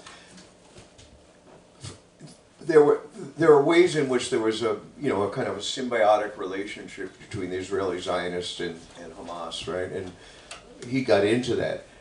On the other hand, there is something that's out there. We run into it here in Harlem, and that is that October 7th was an inside job. In the same way 9/11 was. The way. No, I'm just saying that Israel, the Israeli intelligence knew it was coming. They actually were kind of trying to, sort of. There were reasons that they wanted this to happen, okay? And, it's a version of conspiracy theory. So, we have to kind of be very sophisticated and scientific and subtle. And I don't mean subtle, we can't, nuanced. That is, everything Alan said is true. In the same way that the U.S. imperialists supported, the Islamic fundamentalist forces in Afghanistan that ultimately, became Al Qaeda and the attack on the World Trade Center. But it's not all working out of a pre-written playbook. You see, so there's a mutuality of interest, but what happened in October, represents something else. It's a product of that whole relationship, but it's coming out of we don't know all of what was motivating Hamas to launch that attack. But I just want to sort of round out the analysis that yes, Israel helped to almost create Hamas as sort of a legitimate, viable force, especially in Gaza. And at a certain point, the secular nationalist Palestinians were seen as a greater threat to the stability of Israel. But now things have gone through some changes. So I don't want to overly complicate it, but people have to, kind of be aware that things can change. In other words, it's the same thing that happened, when the U.S. was using Islamic fundamentalists to take on the Soviet Union in Central Asia. And now that had that blowback, the effect of something that they created became sort of a Frankenstein for them. So, this is, how we have to be, looking at these things. Do people follow what I'm saying? I didn't, it's just that it's this view, this kind of conspiratorial view of the latest conflict has some traction among people that subscribe to conspiracy theory. Yeah, and I think it's really important. And another underlying factor, this stuff is not scripted by either side. The rise of Islamic fundamentalism is also due to this is analyzed in depth, and Babavekian's bringing forward another way, the way U.S. imperialism through climate change, through economic devastation, these oil sheikdoms with a tiny, obscenely rich, brutally repressive ruling strata and 450 million oppressed people living under these vicious regimes, has fed people in the absence of a real revolutionary communist alternative has driven people. That's another part of the equation. That wasn't scripted by Israel or U.S. imperialism. They did what they do and produced all this madness in a sense.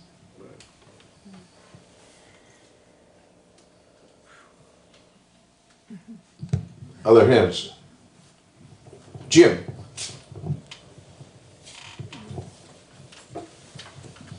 I'm glad that this is an emergency meeting because it truly is an emergency.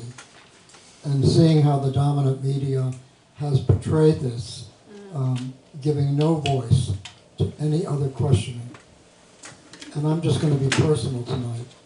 I'm very concerned that the Jews in Israel, like the Jews, A little loud, the Jews in maybe we can turn it Israel, up a little. Yeah. and just like the Jews that were in Grand Central, just like the Jews across the country that have been in the street calling for a ceasefire, are not included in our rhetoric enough. We need to acknowledge that the Israeli administration, with that crook, Netanyahu is a crook. He was convicted of being a crook. And there were thousands of Jews in Israel in the street prior to this. So we have to, at least I do, I don't say anyone else has to do this. I have Jewish friends in Israel. I have Jewish friends here, many of them grown-up red diaper babies, secular. And I don't hear that enough, because what has happened to the Palestinians is horrible. I have not heard anyone not say that. What Hamas did, which is religious-based, and I'm so glad that BA is so clear about the role of religion, that we have to always make that clear. It was made clear tonight in one group of people being above another group of people. And the trauma that is going on in Gaza and in the West Bank will take years to unravel. And this two-state, which has been rejected before, and that's my question will be in the end about the two-state solution. Is that possible? The trauma that is going on. Why are they killing babies and women? Because they're the next generation and the generation after. And they're teaching hate on both sides. We have a message. That Constitution that is being talked about needs to be spoken about when we do, it is done here, yes, but when we talk about what is next. Hate, an eye for an eye, this kind of stuff is nuts. It doesn't work. So I would like to ask both of you to respond to what has been offered as a solution, which has been rejected on both sides previously. Is two-state? I believe that BA does not talk about that, but that is what we're hearing over and over again from the Biden camp. I'll show you something. I can speak with this.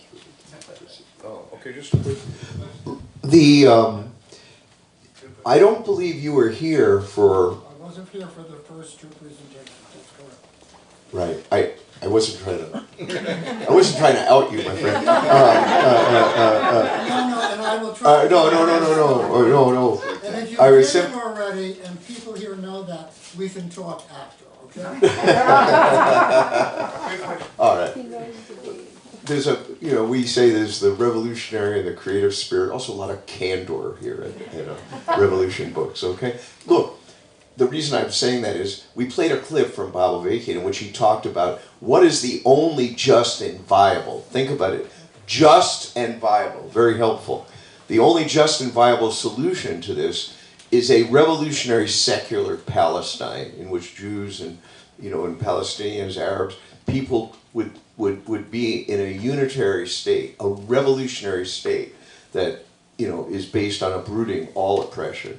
And that is it's just because it's addressing the historic the historic demand and requirement of the Palestinian people to reclaim a land and resources that have been ripped away from them. And that process of displacement has been carried out in the bloodiest and most bloodthirsty ways, right? So it speaks to that. And also, it's a different program than Hamas, drive the Jews into the sea, basically, So this is what's called for, but you can't get that without going straight up against, you have to overthrow the state of Israel, you have to go, and you are, in one fashion or another, this is not the time and place to get into revolutionary strategy, but you're gonna face U.S. imperialism and its forces, right? And the regimes in the surrounding,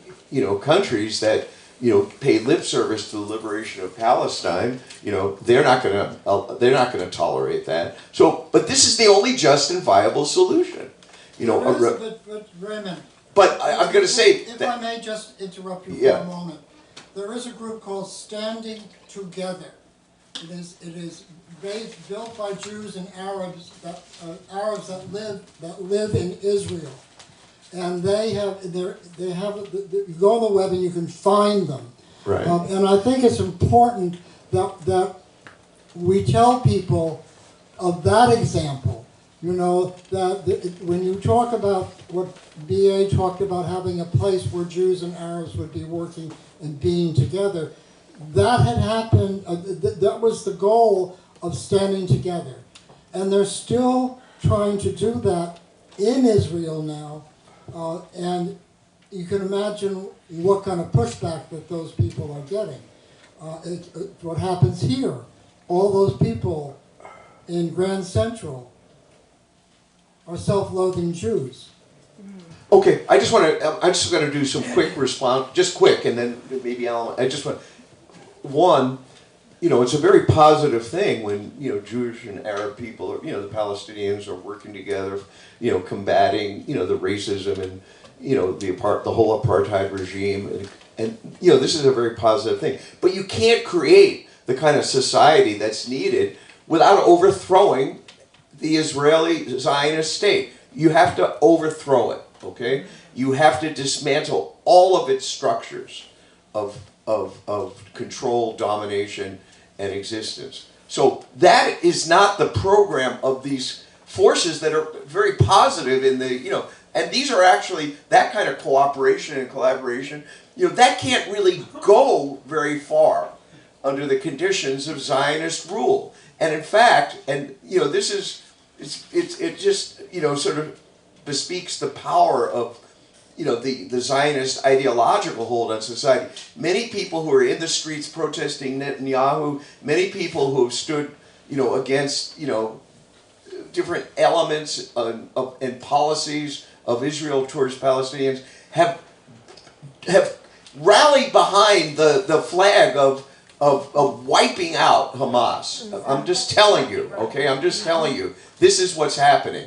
And, this is a big problem, right? So this is why, I'm just going to state that because I want, to hear from other people. And this is why you have to put forth a vision, right, that is based on the new communism. And you have to fight for that. The revolutionary secular state. No, there's nothing good about the Zionist project. You can't divide it into two. You can't parse it out to find something positive, And so there's struggle even with those people that you're describing, Jim. And and it's, as I said, that is a seed and a shoot of something that could be very positive, but it's going to be vanquished under the current both political, military, and ideological conditions that prevail in this society. So there's a big, fight and struggle over that. That's, what I wanted to say about that. And I maybe we should allow other people in the audience because this is very important what we're getting at. Yeah, I saw a hand up.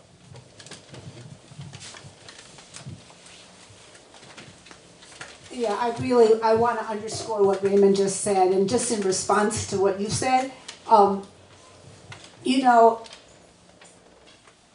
those people that were in the streets fighting Netanyahu, the vast majority of them, they still hate Netanyahu, but their criticism of him is, why didn't you protect us? Those people, that so-called democracy movement, this says something about, it's exactly the contradiction that Avakian was talking about in that clip. The democratic nature of the state of Israel, and they were protesting against a fascist Netanyahu. But their democracy does not include, by and large, the actual interests of the Palestinian people, who have no democratic rights or practically nothing in the state of Israel.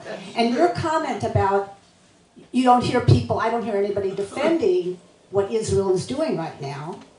Well, actually, the vast majority of Israelis right now are fine with what Israel's doing right now. And in fact, if anything, they are dissatisfied it hasn't, been more efficient. I mean, they want to see even more brutality. And that is true. And it just, the thing that Bob Avakian said about the worst thing that has happened, or since the Holocaust, the worst thing that has happened to the Jewish people is the state of Israel. We can see it right now. So that's so much to say about that. And standing together, yes, it's good sentiments and all that, but they definitely don't call for the ending of the Zionist state of Israel. Okay, other other people.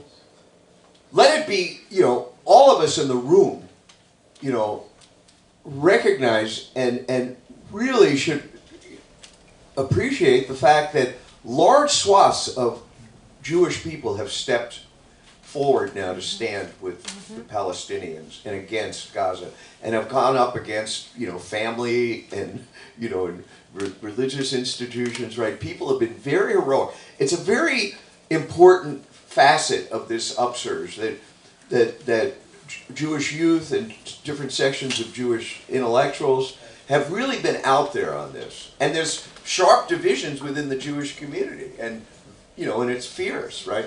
But people have not, in the main, been intimidated by that. Okay? This is very positive.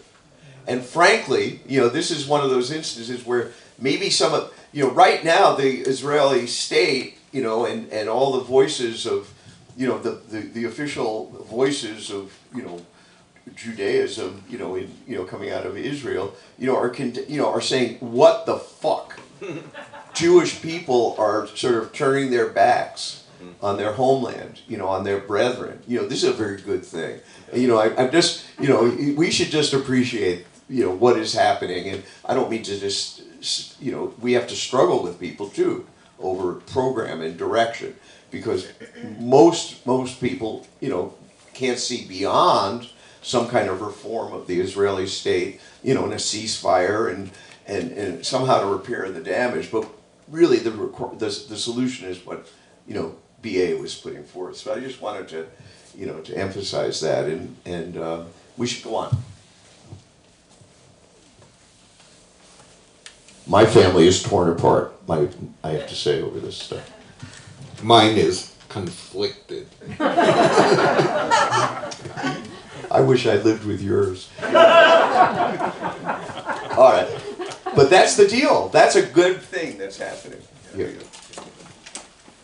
Hi, I have a question, but it's not related to what we were just talking about, so if anyone wants to add on to that before. Okay. Hi, my name's Jasmine. Thanks for being here. So, while talking about the conflict and what's happening in Palestine is important, I think it's also important to talk about, what's happening in Congo and Sudan. And I feel like I'm just wondering what your take on that, because it hasn't been so much of an issue, at least from what I've seen, like brought to the forefront about what's happening in Palestine. And again, atrocities in, each area is horrible. But also what I've heard from talking with friends and just having discussions with my peers is that also because they're fairer skinned as well, or issues because like people in Congo are darker skinned, that's maybe why it's not being talked about so much. Also, I know people haven't known about what's happening in Congo. I didn't either until recently. But again, I've heard stuff about the news, or like in institutions, like people are being taken out because of their issues or their stances on Palestine. But when we're talking about the Congo, it's not talked about as much. So maybe why do you think that is, and do you think there will be a point where it is talked about as much as what's happening in Palestine, or just what's your stance on that? Can I just ask, are you a college student? I just graduated. Oh, okay. Yeah. No, it'd be interesting. I'd like to, can you just say a few things about, what, you just graduated like in June of last year? Yeah, in May. Yeah. Because, so you haven't been on campus during this. Right. Could I be interested in learning about what are your friends saying about what's happening, A, around Palestine, Israel, and B, what you're putting, I'd like to hear from you about how people are discussing Congo, what they know. What kind of school did you go to? Right, so I went to Ithaca College, which is upstate New York, so 4 or 5 hours away. Ithaca, yeah. You like cold weather? No, I hated it. I did not like it at all. Right. But yeah, I'm from Harlem, but I went to Ithaca College, And I would say my school, the students at least, have been very progressive about issues with minorities as a whole. We had something called IC Rise Up, where students, it was founded by two black women, and they were talking about the issues on campus where they had to do with faculty and other students and not wanting to perpetuate the cycle of racism. So we've already been dealing with issues like that, just like on our campus, but then talking about issues internationally. What I've heard recently, there's a Jewish a group on campus, and they've been making like protests in support of Palestine. But I know from what I've heard, the president hasn't made like a firm stance on it yet. So they're really trying to. And we have a black queer president, and we're saying sometimes he also just seems like a placeholder.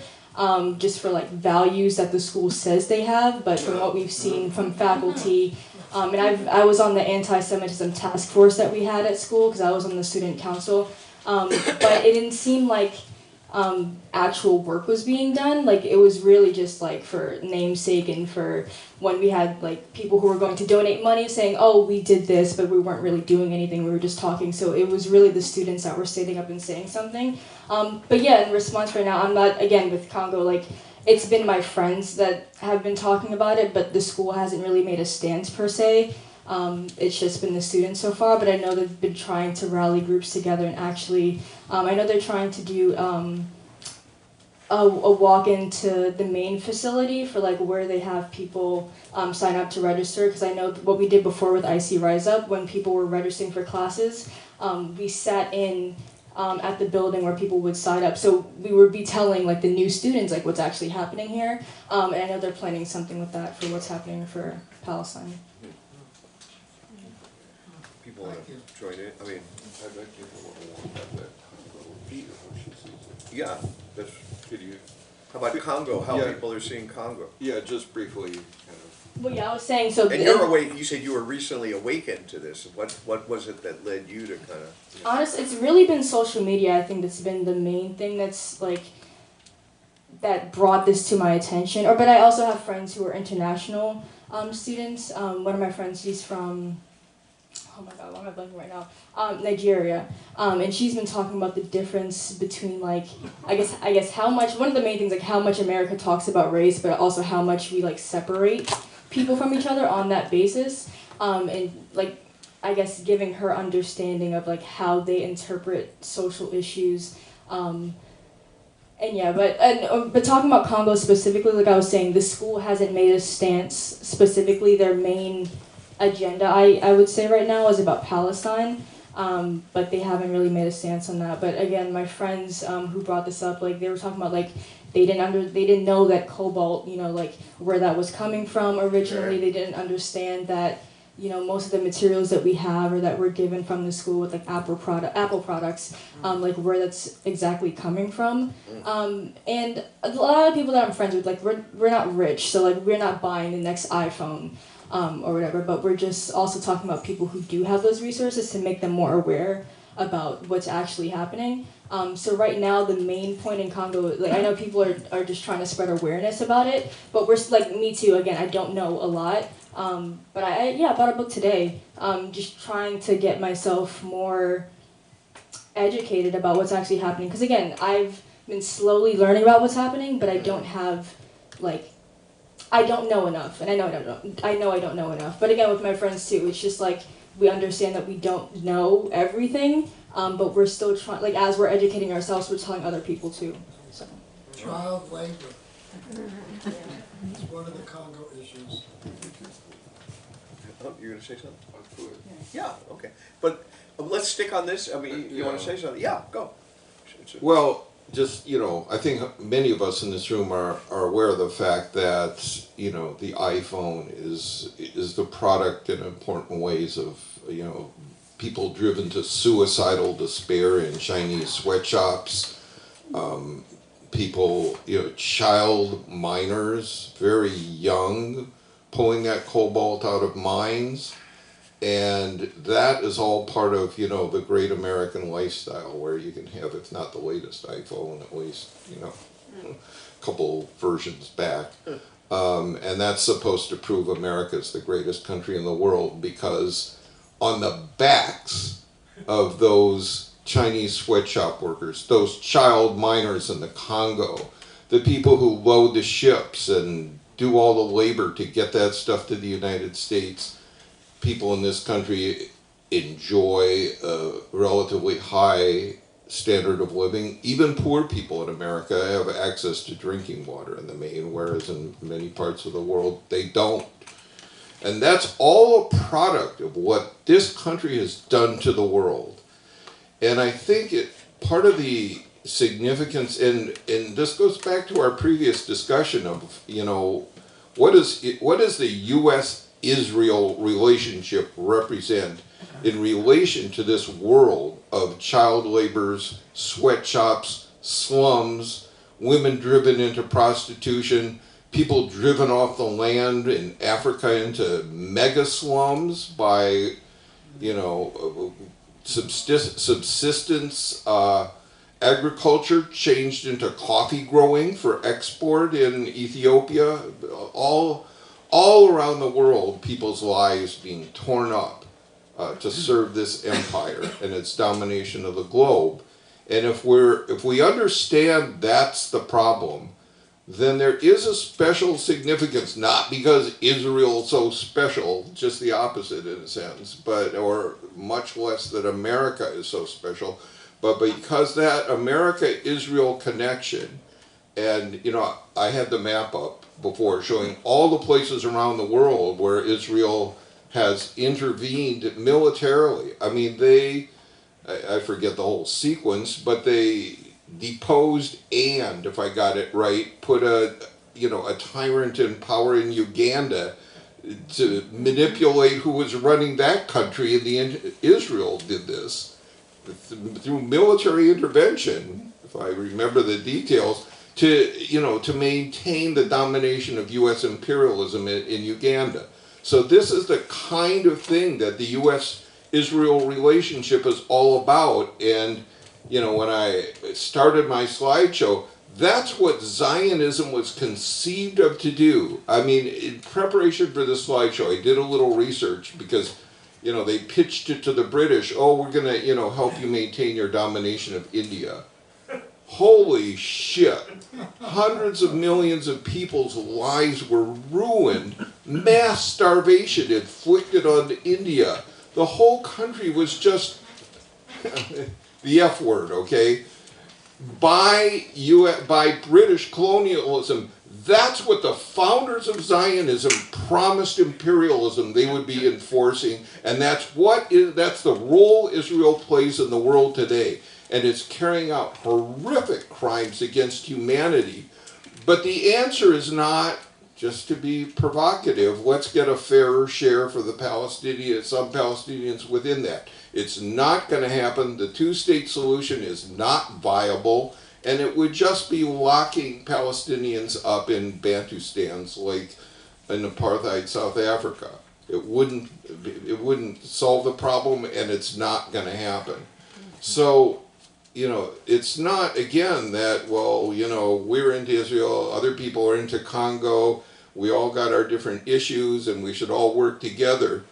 I mean, there's nothing to that, but we are about overthrowing a whole world of exploitation and oppression, and right now, Israel's crimes against humanity are showing the world what that's all about. The resistance to it is very essential, and there's the potential in this whole madness to rip people's heads out of identifying with U.S. imperialism and all the crimes it commits around the world.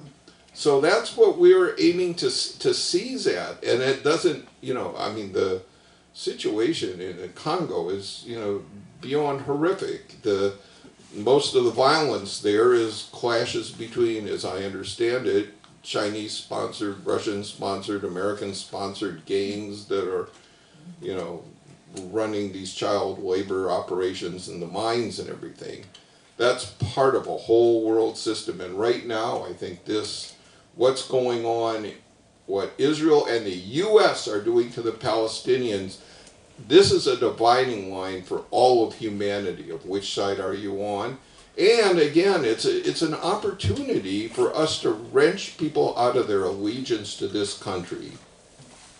Not that the Congo isn't, but there's a moment here when the eyes of the world are on this horror, and where we need to really, we can't let it go on, and we have to make this part of building for a revolution. Yeah,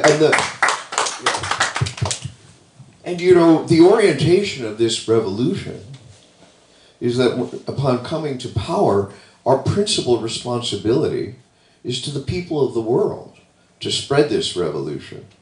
You know, I did a day one, you know, this and that. Day one, you know, the new, you know, the new socialist republic in North America is going to abolish the supply chains of exploitation. I mean, that's the task right away, to do that. You know, at the same time, we're going to work on the climate crisis. But we're doing that, you know, in conjunction with the advance of the world revolution, that the resources and the energies of the new society have to be first and foremost directed towards putting an end to all exploitation across the planet. That's a plan and a vision worth dedicating one's life to. You know, it's a plan and a vision that's not a pipe dream. It's not some far off distant, you know, all of what we've been emphasizing, you know, tonight about, you know, how the possibility for revolution has been heightened by all the horrors and workings of this system. You know, not because we like to see horror and suffering, but because it's creating more favorable conditions for us to fucking put an end to it as soon as we can, with the interest of world humanity first and foremost. And you know, we are facing, you know, we're going up against, you know, this American chauvinism, you know, America first, right? America, the shining light on the hill, America, the beacon of democracy. You know, all this bullshit, right? Which is just, as we said, a facade, you know, for this, you know, for this whole global system of cruelty and exploitation and, you know, unspeakable oppression. And you know, Biden can with a straight face condemn Putin for genocide in Ukraine, and yet here's what's happening in Gaza. And people have seen some of the statistics of, you know, more children have died in the Gaza conflict, you know, what's happening, the onslaught, than in Ukraine. It's not to rank these things. These are all horrors. And that's the point. It's a unified system of imperialism. It's a unified system of imperialism. And our perspective is internationalism. American lives are not more important than other people's lives. This bookstore, I think Carl might have spoken, at this bookstore, the whole world comes first. Because that's what our revolution is about. To free all of humanity. And that's what this new communism represents, a whole leap beyond the previous socialist experience, the previous experience of socialist revolution. The international is just one very important element of this new communism, is this defining element, is this internationalist perspective. Right? That this is what is paramount. So, you know, it is a world system. And Congo, you know, and you know, we're going up against the chauvinism that's rampant in this society, but in the progressive movements, we're also going up against a lot of this identity politics, which says, this struggle is for you, this struggle is for you, you're an African American, you should not be paying as much attention to Palestine, but rather, I'm not saying this is, you know, but rather to, you know, struggles, you know, in Africa, or, you know, this kind of pitting things, ranking things. This is the identity politics, or woke, you know, poison, right? You know, here, what we're fighting, what are we here at Revolution Books? We are emancipators of humanity. And that's how people have to be thinking. right? And as Alan said, there's a particular moment now where, what's happening in Gaza is the concern and responsibility of people across this planet who yearn for a better world. And we are looking at this from the standpoint of, how can we advance this revolution? People are rising up. I gave a whole picture of the campuses and the student protest. But left to itself, this protest is not going to put an end to imperialism. It has to continue. But that's why we're fighting for people to raise their sights to what's needed to put an end to this. At the same time that they step up this resistance, it's very positive. So I just wanted to round this out as well. Welcome to Revolution Books. And, we have much more, discussion, and, this is a time to just learn about this revolution to emancipate all of humanity and to step into it and to contribute to it at the same time that you're learning more about it, sorting things out in your own mind and life. But nothing is more important, more meaningful, more practical at this moment in world history than to be part of this revolution to change fucking everything. So with that, maybe we should call it a night. I want to thank everyone for coming out. Oh, okay. You might have to take your mask down.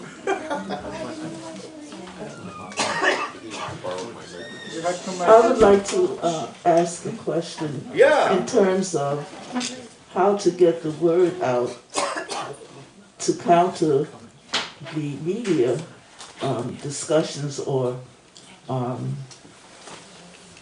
points of view that is keeping the two sides against each other. And then the second is there seems to be a worldwide approach to kill people of color.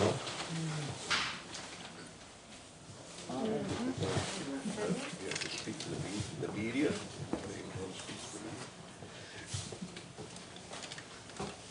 All right, I'll speak to the media.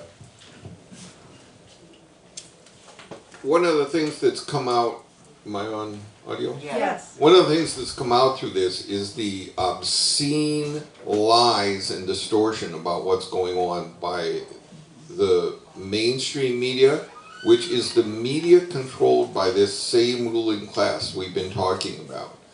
And it's a media that serves their interest. You watch these people, all the people who are allowed to get on CNN, NBC, never mind Fox or whatever.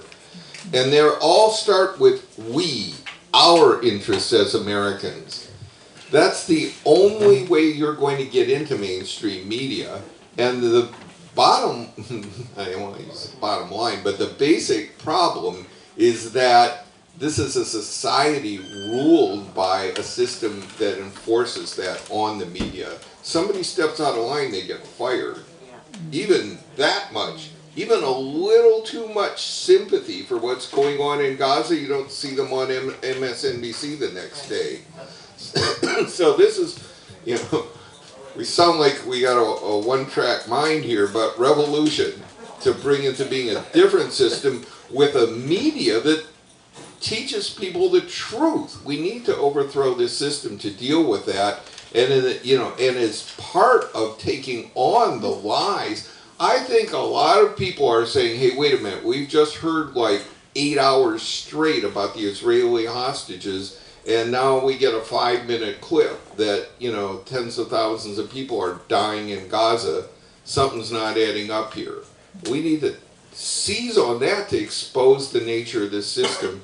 And yes, we have to, Carl just made a pitch for people to get involved in the work of this bookstore, reaching out to people, taking on the lies, and doing that as part of getting ready for the revolution that we need. And going to RevCom for, Oh yeah, absolutely. We need to get people watching the Revolution Nothing Less RNL show on YouTube. This is the only thing on the internet, in media, in video, that is telling it like it is about this system, about the revolution, and about what Bob Avakian is bringing forward for to lead people to emancipate all humanity. It's the RNL show.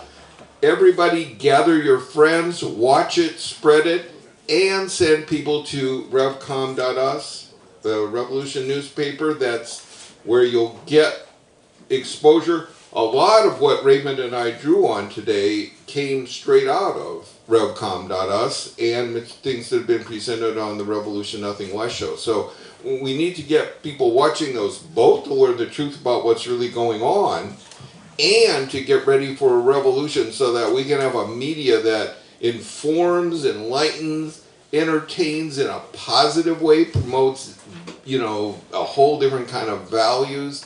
And that's debate and contention. And yeah, absolutely. And the same kind of debate and contention we're having here tonight, you know, exchange of different ideas, different perspectives to get to the truth and so we can all learn and better figure out how to transform the world. So that's on the media part. I know.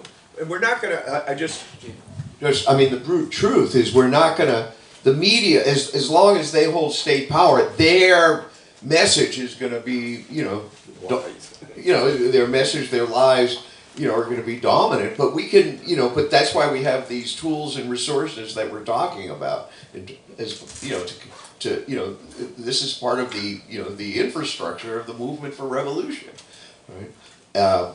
But you know, we're not going to be able to kind of beat them at their own game in terms of, you know, the studios, the dissemination. But we can influence and transform, you know, the thinking of large blocks of people and bring forward the critical mass, you know, that can make and, you know, that can be the activating element, if you will, you know, for this revolution.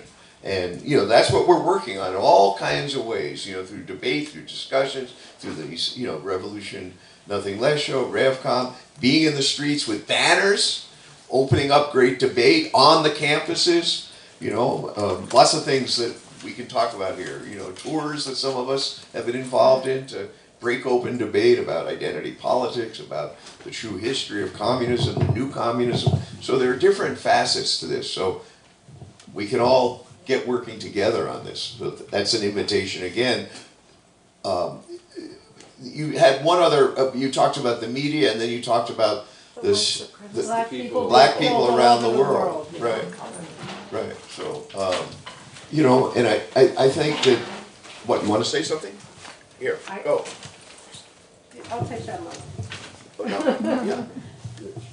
Well, just very briefly, any of the problems that humanity faces in the world can only be answered by getting to what the root cause is. And there is a whole history. I think there's a longer answer to your question.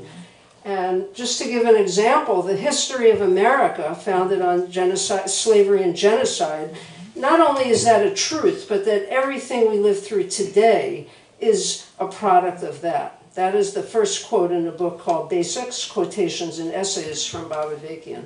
Namibia, for example, had a genocide committed by Germany in 1905, and they just recently, about 2 years ago, accepted responsibility for that and offered reparations. The big concern right now among some people in Namibia is that if the government administers doling out the reparations, there's 100 tribes in Namibia. And what's going to happen? Because again, the root cause of exploitation and oppression all over the world is going to mean those tribes are going to get pit against each other.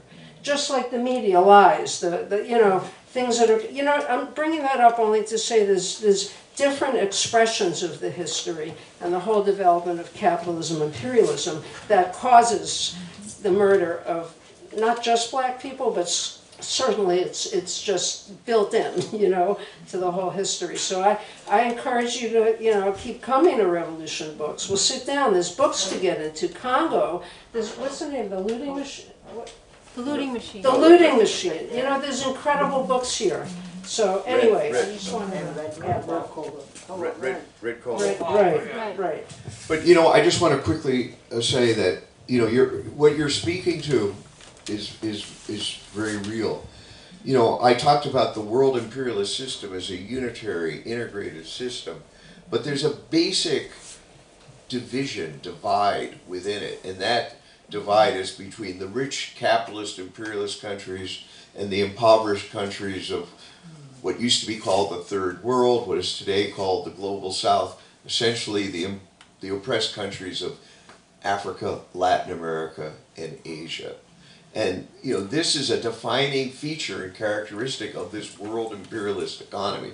And it means that there is super exploitation and immense and disproportionate suffering, in these countries. And this is a product of the everything that people have been talking about, how countries like the Congo have been, their resources and wealth have been ripped away, and the whole history of domination and, fueling civil wars to advance, control and influence in different regions, building up dictatorships like Mobutu in the Congo, at the height of the Cold War when the U.S. was in global rivalry with, with the Soviet Union. So this is a world system of globalized exploitation, the plunder of the resources of the planet, rivalry, that leads to war between the great powers, wars to put down revolutionary and national liberation struggles.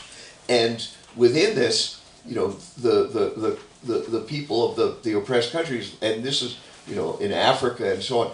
Like just today in the New York Times, there's an article about, the debt crisis of these very countries I'm talking about, that it's at unprecedented levels, and it means, savage cutbacks to already paltry social budgets, for health and education. And meanwhile, the sea levels are rising across the planet, and meanwhile, the danger of world war is growing. So you're speaking to a reality of this system, and this too is something that we have to raise awareness of, and the point I made earlier about our responsibilities to the people of the world.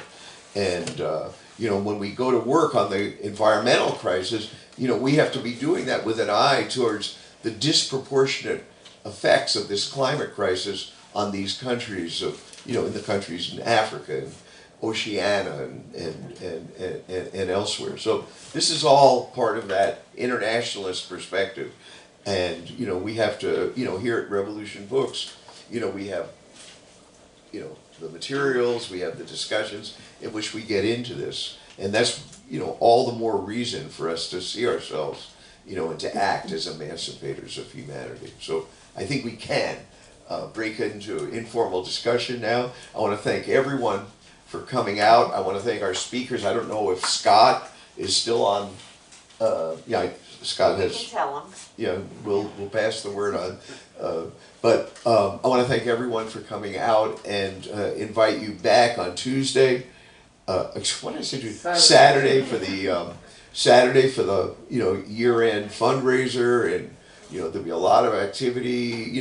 Music and video and discussion, and we can continue talking about what we're talking about today. So thanks again for coming out, and that's it.